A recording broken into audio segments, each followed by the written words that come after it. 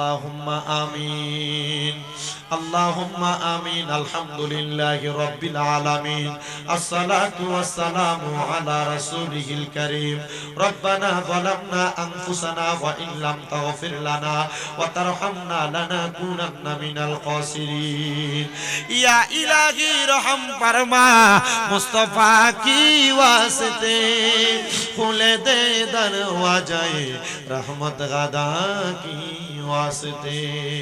रहमतुल लिल आलमीन खत्म रसूल जाने जहां अहमदो हामिद मुहम्मद मुस्तफा की वास्ते महबूदो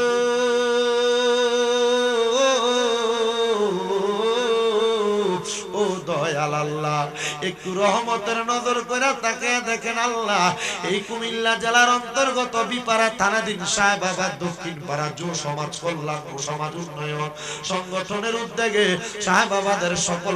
মরহুমাদের আত্মার মাগফিরাত কামনায় 12তম বাৎসরিক ওয়াজ দোয়ার মাহফিল সাজায়া আমি অদম গুনাহগার শামীম হোসেন রাজার সঙ্গে প্রখ্যাত উলামায়ে কেরামগণ সহ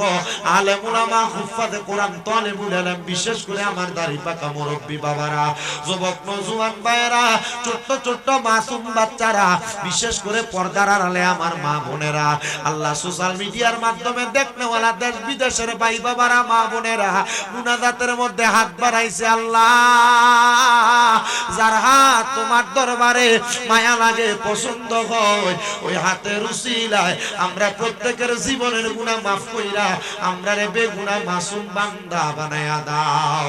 আল্লাহ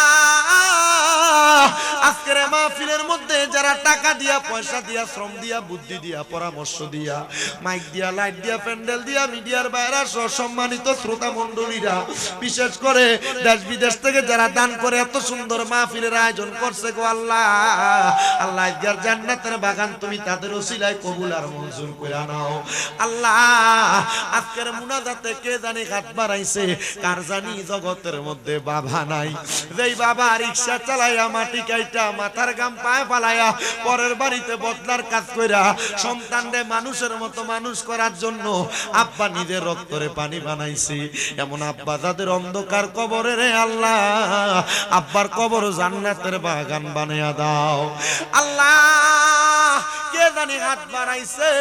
কার জানি জগতের মধ্যে মানা আল্লাহ যাদের মা দুঃখিনী কবরে তাদের মায়ের পক্ষ থেকে মাপ চাই আল্লাহ তাদের মায়ের কবর জান্নাতের বাগান বানিয়ে দাও এমন অনেক সন্তানেরা হাত বাড়াইছে মাও নাই বাবাও নাই জনমের এতিম মরিয়া গিয়াছেন আল্লাহ আল্লাহ যারার মাও মাফ করিয়া দেন না গো আল্লাহ কবরের আযাব আমায় আব্বা চইলা গেছে আল্লাহ দারারে ফালাইয়া তারারে রাইখা গো গেছে কান্দিবার লাগিয়া আম্মা নাই রে আব্বা নাই রে জাগার সংসারে তাহার মতো এতিম নাই রে ভুবনে আল্লাহ গতকালকে দেবিদ্বারের বুড়ির পারে আমার একজন ভক্ত মহিলা উনি সব সময় আমার ওয়াজ মাহফিল শুনতো তার ছেলেটা আমার কাছে এসে হাত গুলাতে ধরে বলতে হুজুর আমার মা সব সময় আপনার ওয়াজ শুনতো আমার মার মোবাইলে আপনার ওয়াজ গুলা ভাইসা থাকতো হুজুর আমার মা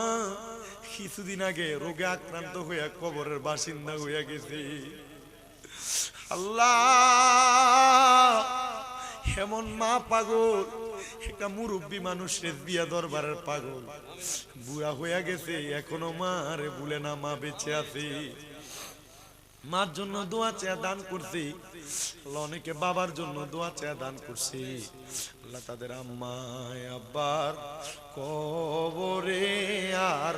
আযাবে দিও না আমিন রব্বুল আলামিন আল্লাহ বংশের মানুষ যারা কবরে তাদেরকে মাফ করে দাও, যারা বেঁচে আছে হায়াতে তৈয়বা নসিব করে দাও,